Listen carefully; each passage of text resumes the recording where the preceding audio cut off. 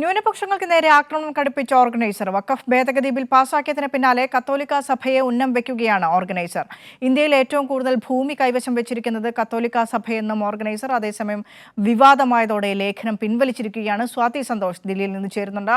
സ്വാതി, ഈ വഖഫ് ഭേദഗതി ബില്ലിലൂടെ തന്നെ ന്യൂനപക്ഷങ്ങളെ ഭിന്നിപ്പിച്ച രണ്ട് തട്ടിലാക്കി തമ്മിലടുപ്പിക്കുക എന്നുള്ള RSSന്റെ സംഘപരിവാറിന്റെ നിലപാടാണ് കേന്ദ്ര സർക്കാർ ഇതിനോടകം തന്നെ വ്യക്തമാക്കിയത്. ഇതേ കാര്യം തന്നെയാണോ RSSന്റെ മുഖവാരികയായ ഓർഗനൈസറിൽ പറയുന്നത്? ഈ ഒരു പ്രത്യേക സാഹചര്യത്തിൽ തന്നെയാകണം, കാരണം വഖഫ് ഭേദഗതി ബില്ലിനെതിരെ വലിയ രീതിയിലുള്ള വിമർശനങ്ങളും പ്രതിഷേധത്തും രാജ്യത്തിന്റെ പല ഭാഗങ്ങളിൽ നിന്നായി വരുമ്പോഴായിരിക്കണം ഈ ഓർഗനൈസർ ഇത്തരത്തിൽ ഒരു ലേഖനം പ്രസിദ്ധീകരിച്ച് അത് പിൻവലിക്കാൻ തയ്യാറായത്, നിർബന്ധിതരായത്. വിനിഷ, ദേശീയ തലത്തിൽ തന്നെ വലിയ പ്രതിഷേധങ്ങൾക്ക് തുടക്കമിട്ട വഖഫ് ഭേദഗതി ബില്ല് പാർലമെന്റിൽ ഇരുസഭകളും പാസാക്കിയ പിന്നാലെ ഇപ്പോൾ കത്തോലിക്ക സഭയെ ലക്ഷ്യം വെച്ചുകൊണ്ടാണ് RSSന്റെ മുഖപത്രം ലേഖനത്തിൽ എഴുതിയിട്ടുള്ളത്. കത്തോലിക്ക സഭയെ ചർച്ചകളിലേക്ക് വലിച്ചിടുക എന്നുള്ളത് തന്നെയാണ് ഓർഗനൈസർ ലക്ഷ്യം വെക്കുന്നത് എന്ന് വ്യക്തമാണ്. ഇന്ത്യയിൽ ഏറ്റവും കൂടുതൽ ഭൂമി കൈവശം വെക്കുന്നവരിൽ കത്തോലിക്ക സഭ മുന്നിലാണെന്നാണ് ഓർഗനൈസർ ഇപ്പോൾ ചൂണ്ടിക്കാണിച്ചിട്ടുള്ളത്. മാത്രമല്ല, ഈ മുനമ്പം വിഷയത്തിൽ ഉൾപ്പെടെ കത്തോലിക്ക സഭയെ ഒപ്പം നിർത്തുന്ന നിലയിൽ കേരളത്തിലെ BJP നേതാക്കൾ വഖഫ് ബിൽ ഉപയോഗിക്കുന്നതിനിടെയാണ് ഓർഗനൈസർ ഇത്തരത്തിലൊരു പരാമർശവുമായി രംഗത്ത് വന്നിട്ടുള്ളത്.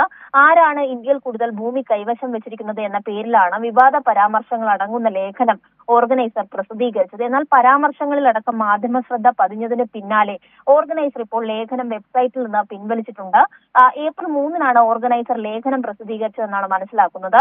ഈ രാജ്യത്തുടനീളം വിശാലമായ ഭൂമി കൈവശം വെച്ചിരിക്കുന്ന ഏറ്റവും വലിയ സർക്കാർ ഇതര ഭൂവുടമ കത്തോലിക് ചർച്ച് ഓഫ് ഇന്ത്യ ആണെന്നാണ് ലേഖനത്തിൽ ഇപ്പോൾ ചൂണ്ടിക്കാണിച്ചിട്ടുള്ളത്. മാത്രമല്ല, നിരവധി കണക്കുകളും ഇതിനോടൊപ്പം കൂട്ടിച്ചേർക്കുന്നുണ്ട്.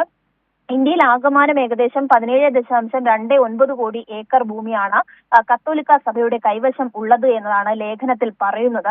അത്തരത്തിൽ ന്യൂനപക്ഷങ്ങളെ കടന്നാക്രമിക്കുന്ന തരത്തിലേക്ക് വഖഫ് ബിൽ വന്നതിന് പിന്നാലെ ന്യൂനപക്ഷങ്ങളെ കടന്നാക്രമിക്കുന്ന തരത്തിലേക്ക് ഈ RSS പോകുന്നു എന്നുള്ളത് തന്നെയാണ് ഈ ലേഖനത്തിൽ നിന്നും മനസ്സിലാക്കേണ്ടത്. കഴിഞ്ഞ ദിവസം ക്രൈസ്തവർക്കെതിരെ നിരവധിയായിട്ടുള്ള ആരോപണങ്ങൾ ഉയർത്തുന്ന സാഹചര്യം ഉണ്ടായിരുന്നു. ഇപ്പോൾ സഭയുടെ സ്വത്തിനെ കുറിച്ചും ഒരു അനവസരത്തിലുള്ള പരാമർശമാണ് ഓർഗനൈസർ നടത്തിയിട്ടുള്ളത്. ഇപ്പോൾ ലേഖനം പിൻവലിച്ചിട്ടുണ്ടെങ്കിലും അതിന് പിന്നാലെ യഥാർത്ഥ രൂപം RSSന്റെയും സംഘപരിവാറിന്റെയും യഥാർത്ഥ രൂപമാണ് ഇപ്പോൾ പുറത്തു വരുന്നത്.